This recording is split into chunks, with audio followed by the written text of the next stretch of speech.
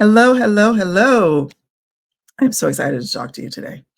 Today, we're really going to get into, as you can see up here, development with dignity. That is what community to community is all about. And so many amazing things are happening that I'm just really excited to share today. I'm the type of person that I need hope. I need a reason to get up out of bed. I need encouragement. I need inspiration. And I'm not embarrassed or ashamed to say it. And especially in the world today, I feel like everybody with light needs to get it together and get together because we're experiencing so many challenges right now as humans that, as Mr. Rogers used to say, in times of crisis, look for the helpers because that's where all the good people are. And C2C is that, a helper, and truthfully helping others help themselves, right? So today I have a bunch of stuff I want to share that is happening, not just on the ground, but also the work that we're doing up here. And I want to open it up with what represents C2C the best, and that is that we are development with dignity. Take a look.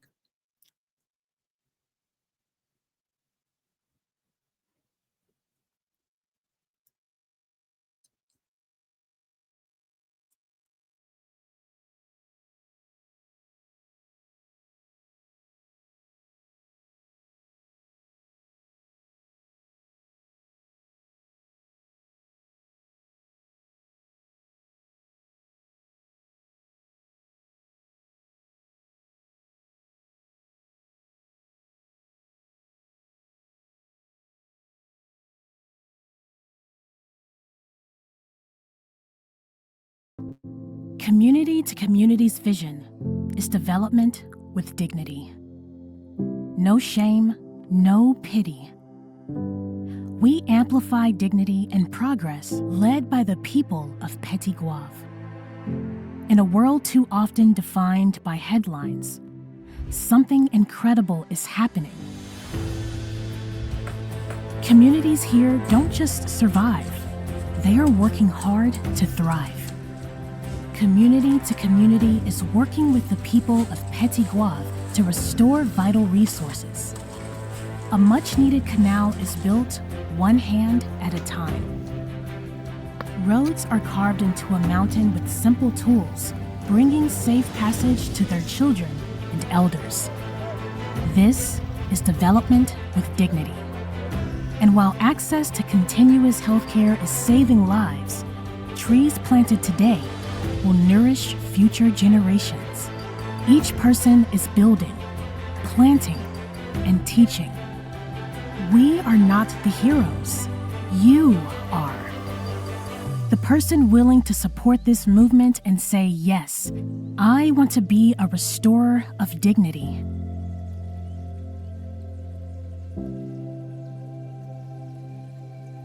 Join community to community.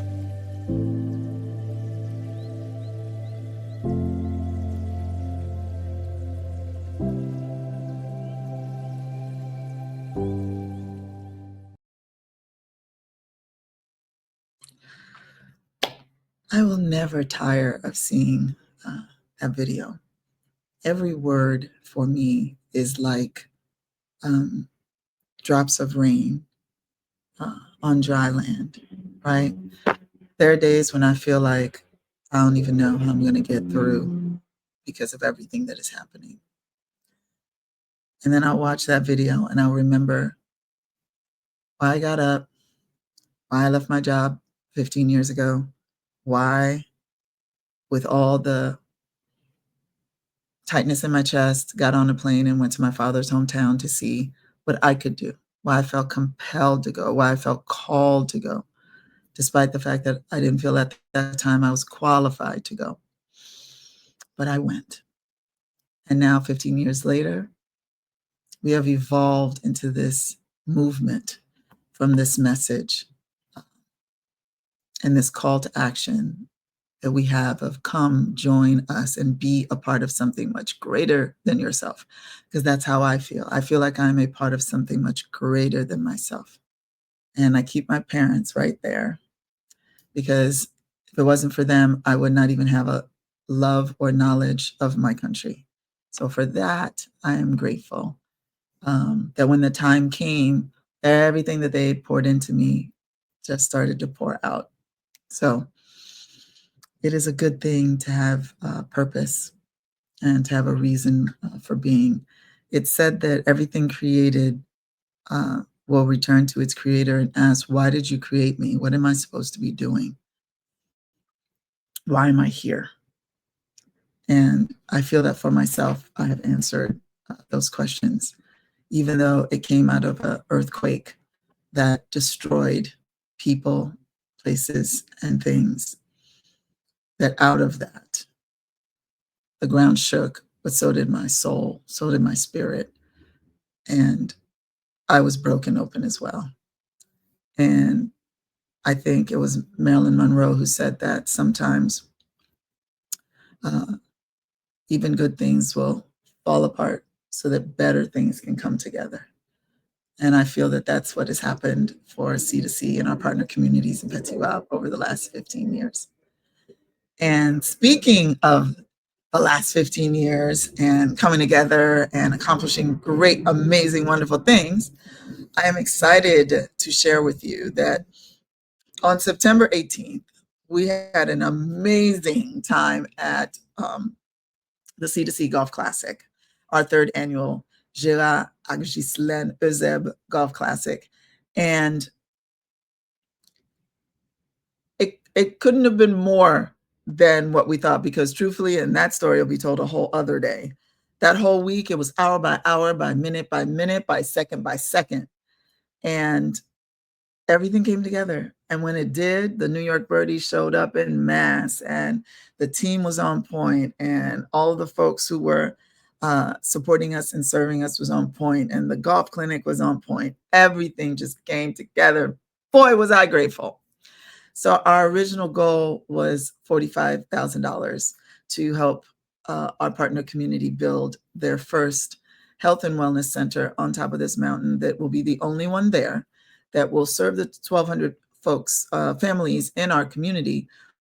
But truthfully, I feel like it'll be triple that, because as soon as the other communities hear about this, they're coming, right? So that day, we had sent out a request saying, hey, we're trying to reach our 45K. But once we tallied everything up, we were already at 46. Yay. Right? So that moment, I felt emboldened to say, you know what? Let's just go for 50, because we've already met the 45. So we did that. So folks have been coming in and showing up. So I want to say today we are at 47, $505.62, and we only need $2,494.38 to get to 50,000. And that will help our partner community to break ground in December and start the construction of this health and wellness center. That will not just change the lives of the people in the community, but it will have generational impact. So I am super excited about that. This gives me hope. This gives me encouragement, because the current situation in Haiti and the political situation, food insecurity and security in general, it remains extremely volatile, especially in the capital, Port-au-Prince, and the surrounding areas. But in spite of that fact, our partner communities in Petit Goâve, particularly on the mountainside and in Petit Goâve proper, they remain focused and determined and organized. It helps a lot that we are literally almost 2 hours away from all that is happening. And so it helps us, and it gives us hope that hopefully what's happening in Petit Goâve will also happen in other parts of the country. And the reason this is working is because community to communities, our framework is community-led and trust-based. That is our framework. That is our model. So our work is not dependent on the C2C team being on the ground or with constant foreign aid, which, if I'm being fully transparent, has all but halted due to the current administration. So I tell you, when we first started this organization, everybody's like, oh, you need to get on with USAID and you need to do this and you need to do that. And at that time, we were not even a 501c3. And I was using my 401k to fund the organization, to start it, to submit our application for tax exemption, to submit our application for 501c3 status. And I think in going through that, we never felt that there was anything external that was going to be more passionate about the work that we're doing than we were. So it was our money that we used, all of us. It was our money. And we continue to do that. And honestly, out of that is how the C2C Neighbor campaign started, because the team was already giving. People who cared about us and cared about the vision, they were already giving. We just made it official with the C2C Neighbor campaign. And those folks have been literally the lifeblood of this organization. So instead of relying on external sources that are sometimey, and even now, because of our current political climate, if we were solely dependent on that, C2C would cease to exist. So it is because of our C2C neighbors, because of our other partners, because of the foundations that support us, that we are here. So for that, we are grateful. So C2C's support and funding of local leadership happens because of the people who are funding C2C, who are philanthropically, I can say, investing in C2C. So then we fund local leadership like our community stakeholder associations. That's the driving force behind every initiative in this project. So this collaborative partnership is what allows us to continue moving the initiatives of the project forward, even when the national situation is unstable, even when the world arguably is unstable. So I want to share some of the things that we're working on, some of the things that the community is working on, and again, make you an invitation to, be a part of everything that's happening. So I want to shout out actually Le Soleil de Vie and Tiffany Lee, the founder and the CEO, whom I will have on as a guest soon, to really talk about their support of the work that we're doing, because they were the ones who were instrumental to continue the work on the canal that they are now funding. So I definitely want to talk about how that happens, because without these kinds of partnerships, it would be really difficult to do the work that we do. This is not one person who's doing this all by herself. It is not. It is definitely a community. So one of the things I want to share with you is the work that we're doing on the canal. And by we, I mean our partner community on the ground. So the canal work is so very important because it is infrastructure. So to give you a little bit of background, and we have videos to also show you about the work that is happening on the canal, is that when we first started to work with this community, the thing that they told us was their priority was this canal. And so the canal runs through a community of about 75 families. And the front of it was completely stopped up with dirt, right? This is the video here. And what had happened was that they had worked with another organization, but only half of it was completed. And then the organization ghosted them, I'm going to say. But it didn't continue. So half finished is not finished. So the dirt kept piling up. And what usually happens is during hurricane season, it overflows into the community. And that could have animals in it, fecal matter, trash, as you can see, that's all along the sides here. That literally goes into people's homes. So they did the best they could with the sandbags, But again, you're talking about a country in the Caribbean. You're talking about a country that could get hit with the majority of the hurricanes during any season from June to November. So this is what they showed us on one of our first trips, and saying that they really needed to complete it. Every season, they would go into the hole, the entry part of it, and they would remove all of the dirt as much as they could. And then, but that required upkeep, which was difficult, right? And as you can see, there's trash and debris, and then it again just overruns into the community, right? So that had been going on for years until we met them in 2010 after the earthquake. We sat down with them, we got the information from them and some of this video that you see here, and they created a budget of what it would take for them to continue, because that was the goal. The community saying they want to finish the canal. So as a result of that, we started raising funds. So the total to complete the canal is $88,160. And that is for all of the material, that is for all of the equipment. It's, I'm going to say, about a mile long. So it is for the workers, etc. So the video you just saw was that. So then we did a site visit and saw them again putting more of the sandbags there. And this is what they would do. You see the open mouth there of the canal, and they would go in there with literally their hands, cans, shovels, etc., to dig out all of the debris that would be in there. Because the reason the overflow would happen is because, as you can see, the water cannot flow through there because of the compacted dirt that is inside, right?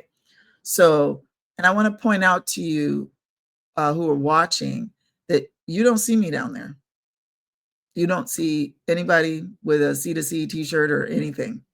This is the community taking care of themselves. This is where your funds, your donations are going to, right? To purchase the rebar, to purchase the shovels, to purchase, to pay the workers, right? For the work that you see happening here, that they get prepared for in between January and May, so that when the rains come, first it's rainy season, then it's hurricane season.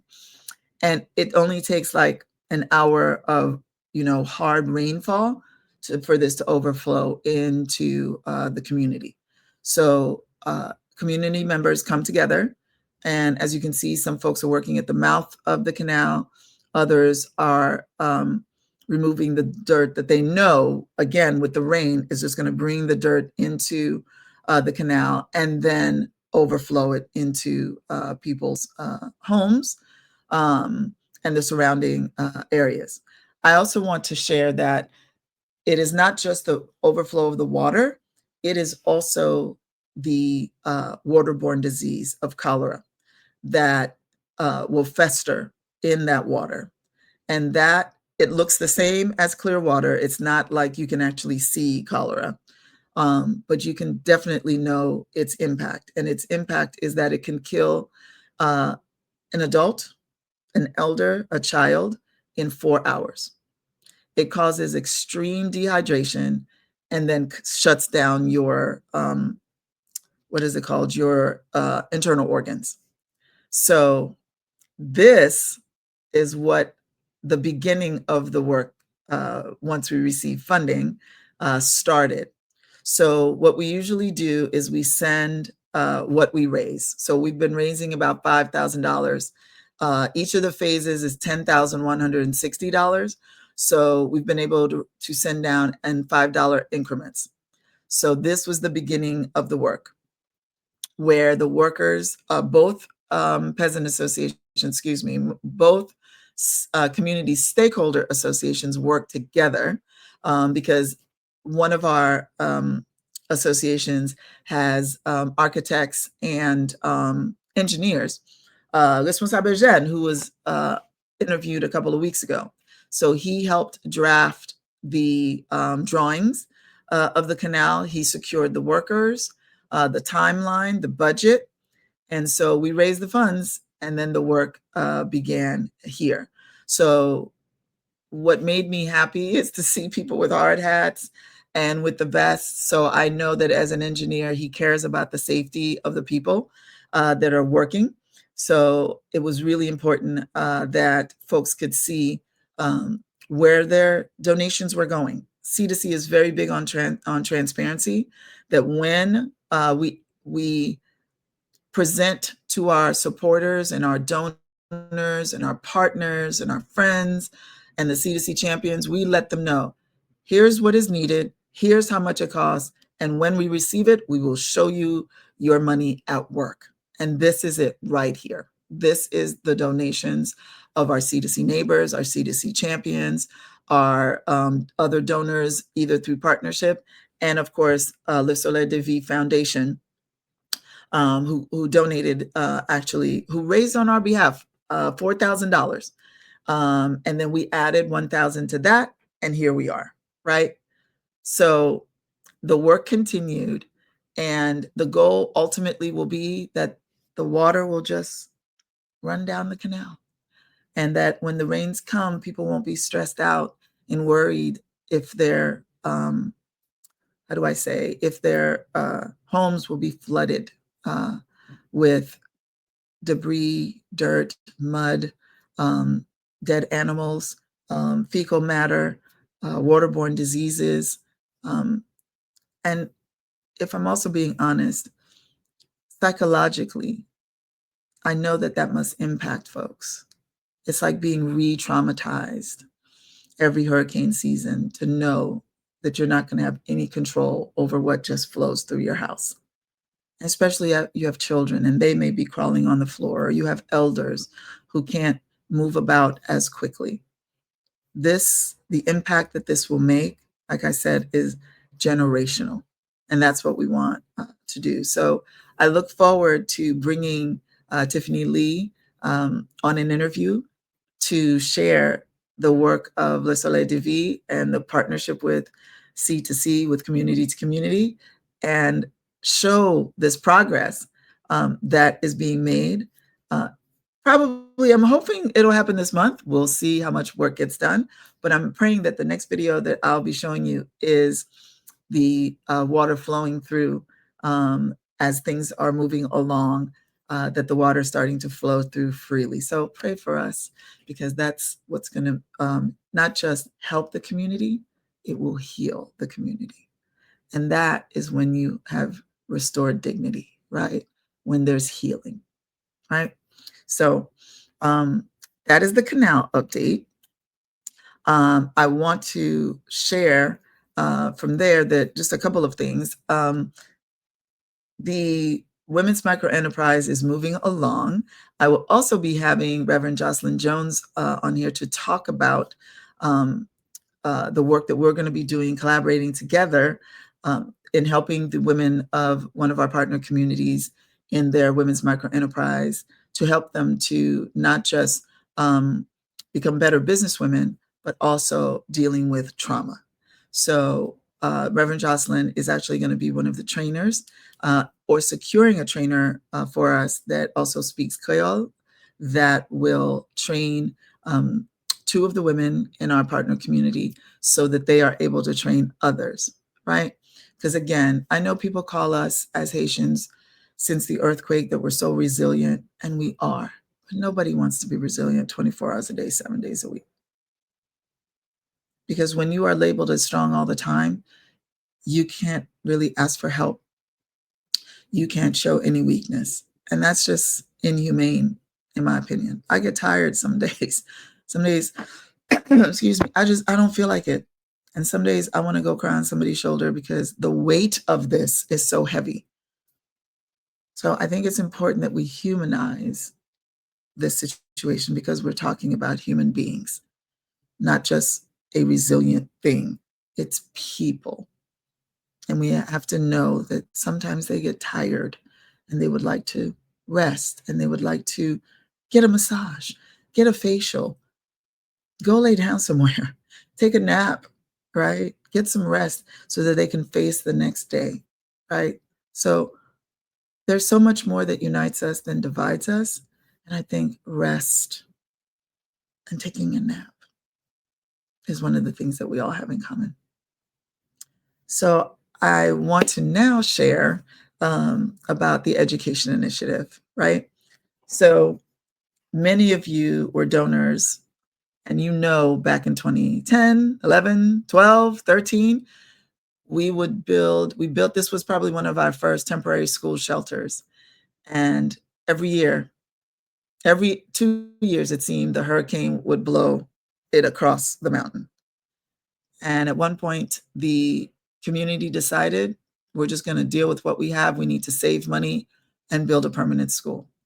And y'all heeded the call. And the donations went to purchasing the rebar, the cement, to make the cinder blocks, and the community went to work. And this was actually in 2020, because I remember I was going to go down, and then COVID was like, nobody's going nowhere. But here's what you didn't know: the work continued. They kept building this school on top of this mountain.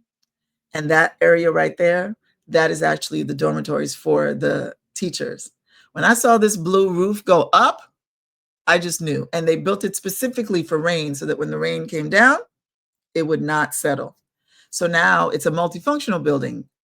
A church is held there on Sundays. School is there during the week. And they also have a trade school that the kids are learning from the instruments you see there: drums, guitars, keyboards, flutes, all because of us believing with them that this could happen. It makes my heart fill with so much joy to see this, because this has been a dream for like 15 years and it was realized, right? I love this blue roof. And right now they're building a cantina, or what's it called? A cafeteria in the back for the kids, because a lot of them walk like an hour to get there. And they often come to school hungry. And it's hard to learn when your stomach is making more noise than your brain, right? So they're working on that. And I'll bring that when it's done, the videos to show you for that as well. So why did I show you this? Why am I sharing this? I want you to see what the community not is just hoping to do, but what they've already accomplished, right? Whether that was 14,000 trees planting or 75 latrines or outhouses that they built, and now the canal work is happening. So, and they built a school during a worldwide pandemic, plus a second earthquake, plus insecurity, plus political unstableness, that they continue to stay focused. And as Responsable Eugène would say, it doesn't matter who's president anywhere. Our children still need to go to school. These trees need to still get planted. The road still needs to be paved. We need to continue. As you say, nous pas bois croisés. We are active. So we don't walk around with our arms folded. We are active, right? So what is all of this for? This is just the first building on this mountain. The next thing, which is why we are raising the funds from the Golf Classic, is for the Bonnat du Sel Health and Wellness Center. So the Health and Wellness Center that you're seeing here, the rendering of, is the next dream that's going to become a reality. And this Health and Wellness Center, the drawings were made by Responsable Eugène. It is called the Santé Communautaire Bonnat du Sel. Bonnat du Sel are the last names of two of the members of APHD who perished in the earthquake in 2010. So this is the maternity ward. And this is probably one of the most important rooms that we will have in the Health and Wellness Center, because currently there's no place to have a baby on the mountain. Sometimes the women have to be carried down the mountain while they are in labor. And oftentimes the mother and the baby don't make it. And this is a fixable problem, and we're going to fix it. This is Bureau Docteur Yeux, so the eye doctor, right? One time when we were there, someone had donated a bunch of reading glasses, and there was a gentleman, a farmer, who had stopped working in farming because he was not able to read the labels of the items that he had purchased. So this wasn't a blind person. This was literally somebody who needed reading glasses. So imagine how happy he was when he just went through the bag, tried multiple, and when he found the one that worked, was off and running. This is bureau dentiste. So this is the dentist's office. Oftentimes in our community, folks only get to the dentist when it's too late. So at that point, it's extraction. We want to normalize going to the dentist on a regular basis, every 6 months. Teeth cleanings, right? And also the same way when we go to the dentist, right? You go, they do the teeth cleaning, you get your little zip bag. And we actually received over 2,000 of them that we'll be bringing down, that will go to the dentist there. And once you're finished seeing the doctor, you can go to the pharmacy. If there is medication that you're feeling like that you're going to need, that the doctor has prescribed, you can go to the pharmacy and you can get it there. And that there'll be a pharmacist there who can actually help you and give you information that you would need to make sure. And one of the things we also did was that some of the prescriptions, we made them not just in words, but in pictures for the folks that may not be able to read. This is the office that the doctors and the health committee will be engaging in and seeing people.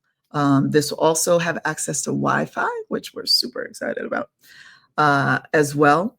And we hope to engage with some partners on telemedicine so that they won't have to travel to Haiti, but they can just see folks in real time. Also, part of the donations will go towards us getting a 4-wheel ambulance, since basically this is on a mountaintop. So we would need the kind of vehicle that will allow us to do that. And last but not least, one of the most important things is that this will be solar powered. So we're not connected to any kind of grid. So it'll be very, very important that folks are able to, that the electricity won't run out, especially for medications and things that need to be refrigerated. So yay to that. So again, we have the receipts, y'all. We have the receipts. We have the results. It's a very simple process. We raise the funds, we send it down, the work gets done, and then we report. That's it. So if you want to be a part of something greater than yourself, a part of something you know is making real impact, then basically go to c2chaiti.org and fill out the contact form, join us. There's multiple ways you can do this. You can either become a C2C neighbor, you can become a C2C champion, or as I said earlier, we are trying to get to 50K from the Golf Classic. And I think it's in the chat. I hope it's in the chat, where you can go on the link and you can literally go there and, oh, Marie-José Montoros, hi. Thank you for coming. That's awesome. And you can go to the link there, and any amount, it's your choice. Why? Because any amount you give is priceless to us. Priceless. So help us reach 50K. Help us break ground in December. Follow us on all the social media so that we can share all of the work that's going on. Be able to feel like, man, I feel like my life has purpose, and that I heeded the calling on my life, and that I'm helping a group of people that I may not ever meet, but I know that I'm making a difference in the world. That is the invitation. Come be a part of something greater than yourself. So know that you're watching this video is all of the videos, which shout out to Connie in the back who just made all of these videos you saw happen. There's much more where that came from, because we're 15 this year. So we have a lot to share from 2010 to 2015. So thank you for being with me today on Restoring Dignity with C2C Live. This is the desire of my heart, that you would see how amazing these folks are and all the amazing work that is happening despite everything. If there was a center of a tornado, because that's what it feels like is going on planet Earth right now, they say that the center of the tornado is where you want to be, because there's peace. There's peace there. And I have peace knowing that all of the funds that we are raising are getting put to good use. I'm excited that the Canal work is continuing. I'm excited that we're going to break ground on this Health and Wellness Center in December. I'm excited that October 7th, our kids go back to school and our teachers will be getting their stipends. I'm excited for all of that. So thank you for joining me today. I look forward to sharing more at the next Restoring Dignity Live with C2C. Bye. Until next time.